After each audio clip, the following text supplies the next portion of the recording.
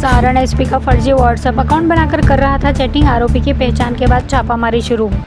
सारण के आरक्षी अध्यक्ष डॉक्टर कुमार आशीष के नाम से फर्जी व्हाट्सएप अकाउंट बनाकर साइबर बदमाश ने धोखाधड़ी करने के इरादे से चैट पर इसे व्हाट्सएप स्टेटस लगा दिया। 1 अप्रैल को साइबर थाने की पुलिस को इसकी जानकारी हुई। खेरा निवासी कामेश्वर सिंह का पुत्र प्रभाकर कुमार सारण एसपी का फर्जी व्हाट्सएप आईडी बनाए हुए है। विक्रमशिला केंद्रीय विश्वविद्यालय के लिए भूमि अधिग्रहण में तेजी, पीएम मोदी कर सकते हैं शिलान्यास। विक्रमशिला केंद्रीय विश्वविद्यालय के लिए जमीन का अधिग्रहण एक समय सीमा के अंदर किया जाएगा। केंद्रीय शिक्षा विभाग के उप सचिव श्रेया भारद्वाज के सूबे के शिक्षा विभाग के सचिव वैद्यनाथ यादव को पत्र लिखकर जमीन अधिग्रहण के लिए समय सीमा निर्धारित करने के कहा है। मुजफ्फरपुर में 120 करोड़ की लागत में बनेगी नई सड़क। दरभंगा एनएच से मिलेगी डायरेक्ट कनेक्टिविटी। चंदवारा में फेज 2 के तहत भूमि अधिग्रहण की प्रक्रिया शुरू हो चुकी है। पुल निर्माण निगम लिमिटेड की ओर से अधिग्रहण को लेकर जिला भू अर्जन कार्यालय को अधियोजना भेजी गई है।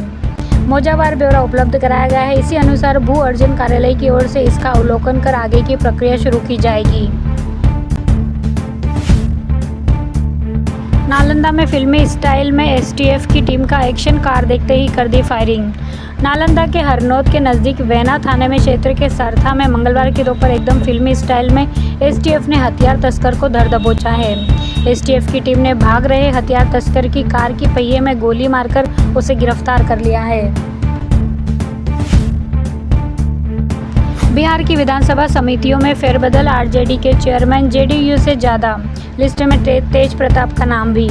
बिहार विधानसभा की समितियों का पुनर्गठन किया गया है। बुधवार को जारी अधिसूचना के अनुसार पर्यटन उद्योग और कृषि उद्योग से जुड़ी समितियों का सभापतित्व वामपंथी विधायकों को दिया गया है। 26 समितियों का कार्यकाल अगले साल के 31 मार्च तक रहेगा। वक्फ संशोधन बिल लोकसभा में पेश, क्या है जेडीयू, बीजेपी और एचएएम के नेताओं का स्टैंड। लोकसभा में वक्फ संशोधन विधेयक 2024 पेश हो गया है। इस विधेयक पर आज ही चर्चा और वोटिंग करने की तैयारी है। वहीं विपक्ष ने भी इस पर चर्चा के लिए 12 घंटे की मांग की, मगर सरकार ने सिर्फ 8 घंटे का समय तय किया है।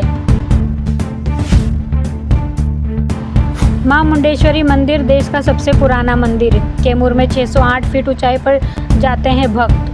देश का सबसे पुराना प्राचीन मंदिर मुंडेश्वरी मंदिर कैमूर जिले में भगवानपुर प्रखंड में स्थित है। मां मुंडेश्वरी मंदिर के चलते कैमूर जिले की पहचान देश के कोने कोने तक पहुंच गई है।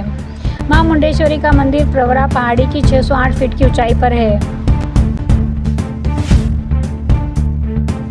लालू यादव अचानक क्यों गए दिल्ली, बेटी मूसा के घर पर जुटेंगे राजद नेता कार्यकर्ता।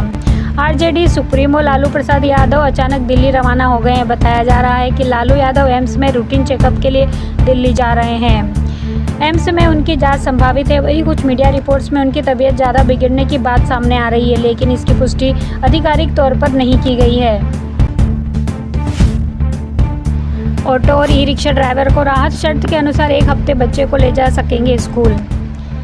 ऑटो, ई रिक्शा आदि पर स्कूली बच्चों का परिवहन मोटर वाहन अधिनियम के तहत गैर कानूनी है। हालांकि अभिभावक अपने बच्चों को साथ लेकर ऑटो से स्कूल जा सकते हैं। बैठने की क्षमता से अधिक सवारी ढोने के कारण राज्य में लगातार 3 वर्षों में 3 बड़े हादसे से 7 स्कूली बच्चों की मौत और आधा दर्जन से अधिक के गंभीर रूप से जख्मी होने के बाद इस कानून को प्रभावी बनाने का निर्णय लिया गया है। इसे 1 अप्रैल से लागू करना था। बिहार में अगले 3 महीने तक लू चलेगी। बारिश को लेकर आईएमडी का अनुमान, बढ़ रहा टेंशन। बिहार समेत देश भर में इस बार भीषण गर्मी से लोग बेहाल हो सकते हैं। भारतीय मौसम विभाग का अनुमान है कि अप्रैल से जून के 3 महीनों में इस बार लू के कारण भीषण गर्मी पड़ने की संभावना है। वही बारिश को लेकर भी अच्छी खबर नहीं है। नहाए खाए के साथ शुरू हो गई चैती छठ। आज खरना के दिन बन रहा है अद्भुत संयोग। लोक आस्था का महापर्व चैती छठ मंगलवार को नहाए खाए के साथ आरंभ हो गया है। मंगलवार की सुबह शहर के प्रमुख गंगा घाटों पर व्रतियों ने आस्था की डुबकी लगाने के बाद सूर्यदेव को जल से अर्घ्य देकर पवित्रता के साथ अरवा चावल, चना दाल, कद्दू की सब्जी प्रसाद के रूप में ग्रहण किया। बिहार कांग्रेस में देर रात उलटफेर। विधानसभा चुनाव से पहले 40 जिलों में नए अध्यक्ष बनाए गए। बिहार में इस वर्ष विधानसभा चुनाव होने हैं। इससे पहले प्रदेश कांग्रेस में पार्टी संगठन को मजबूत करने की कवायद लगातार जारी है।